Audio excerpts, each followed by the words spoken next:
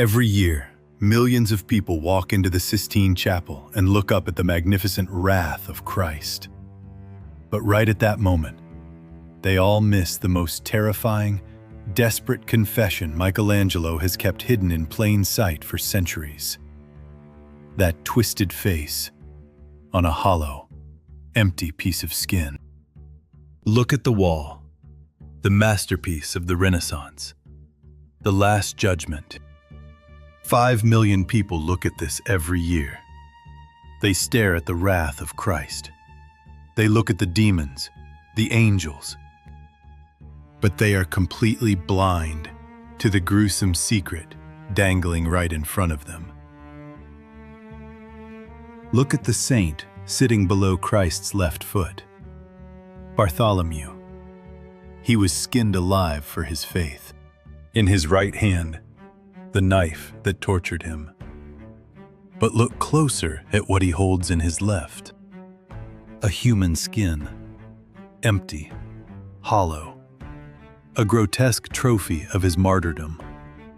But this is where Michelangelo plays his darkest trick. Look at the face on that empty, dead skin. That is not the face of the saint. That is Michelangelo himself. The greatest artist of his time painted himself as a flayed, deflated corpse, dangling over the abyss of hell. Why?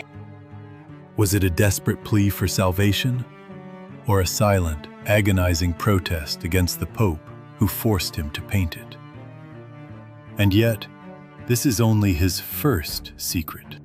Let us descend, down from the heavens, past the screaming souls, into the darkest, most claustrophobic corner of the wall, the bottom right. Hell itself. Demons dragging the damned away. But Michelangelo wasn't just painting myths here. He was taking revenge. Look closely at this massive figure ruling over the abyss. Minos, the mythological judge of the underworld. But notice his features. Look at his head.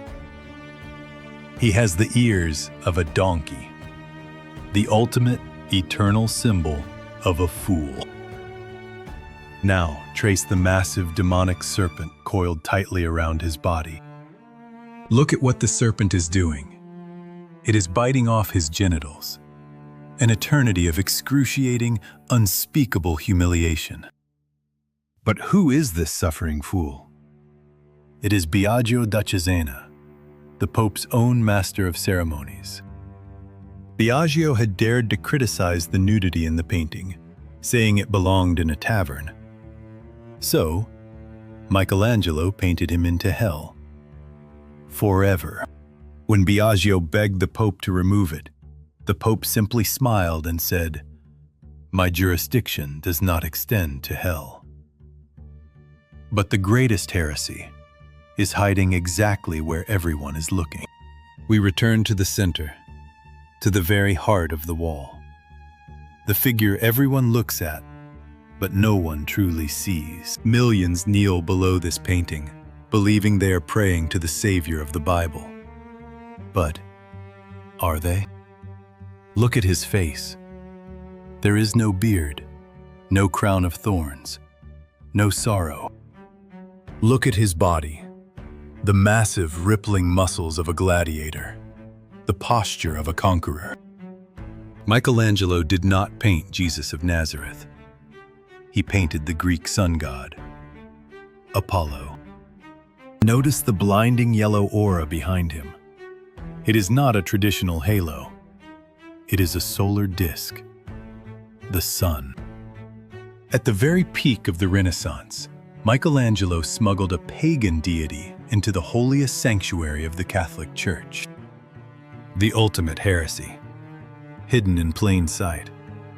A monument to human perfection, wrapped in the terrifying disguise of the apocalypse. The Church was horrified. They ordered other artists to paint over the nudity, to hide the shame. But they could not erase the truth. The Last Judgment is not a warning about the end of the world. It is the quiet, eternal laughter of a genius.